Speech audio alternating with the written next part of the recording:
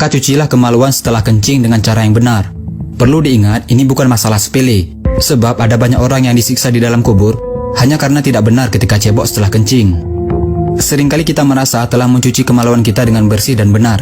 Bersih belum tentu benar. Hal ini sangat penting agar amal ibadah kita diterima oleh Allah Subhanahu wa Ta'ala. Terutama, solat kita tidak akan diterima oleh Allah jika kemaluan bekas kencing kita tidak benar-benar suci saat kita cebok. Dari Abdullah bin Abbas radhiyallahu anhu, dia berkata, Nabi Muhammad SAW melewati dua kuburan, lalu beliau bersabda, sesungguhnya kedua mayit di dalam kubur ini disiksa, dan tidaklah keduanya disiksa dalam perkara yang berat untuk ditinggalkan. Jenazah yang pertama, dia disiksa karena dulu tidak bersih ketika cebok dari buang air kecil. Adapun jenazah yang kedua disiksa karena dia dulu sering melakukan namimah atau adu domba. Kemudian beliau SAW mengambil sebuah pelepah kurma yang basah, lalu membaginya menjadi dua. Kemudian Rasulullah SAW menancapkan satu pelepah pada setiap kubur itu. Para sahabat bertanya, wahai Rasulullah, kenapa Anda melakukan itu? Beliau menjawab, semoga Allah meringankan siksa kubur keduanya selama pelepah kurma ini belum kering. Hadis riwayat Bukhari dan Muslim. Banyak orang yang merasa ibadah mereka sudah bagus, tetapi sebenarnya masih tidak terlepas dari ancaman azab api neraka hanya karena tidak benar dalam mencuci kemaluannya setelah kencing.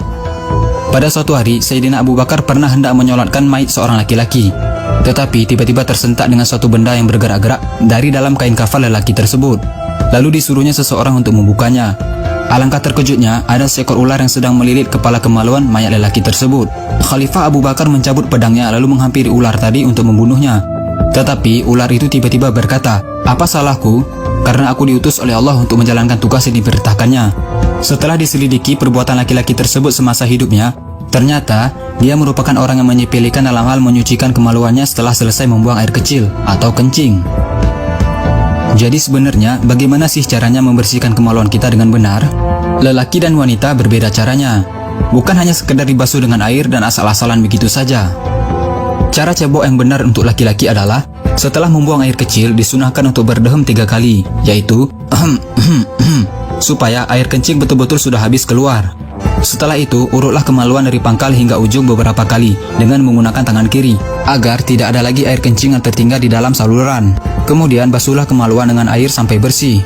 Dan cara cebok yang benar untuk perempuan, silahkan kalian bisa bertanya kepada ustazah terdekat, agar tidak salah lagi saat cebok dan malah mendapatkan siksa kubur. Sudah benarkah cara membersihkan kemaluan kita selama ini?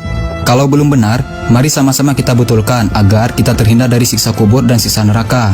Karena telah dijanjikan neraka bagi mereka yang tidak istibro, yaitu orang-orang yang tidak menyucikan dirinya dengan sempurna, baik itu hadas kecil maupun hadas besar.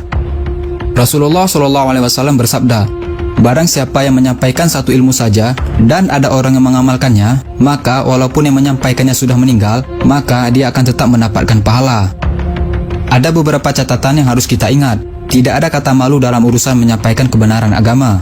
Dan jangan beranggapan ilmu fikih itu jorok, karena ilmu fikih itu menjelaskan sedetail-detailnya demi menyelamatkan kita dari siksa kubur dan siksa neraka, hanya karena masalah sepele, yaitu tidak bersih ketika cebok. Na'udzubillah min zalik.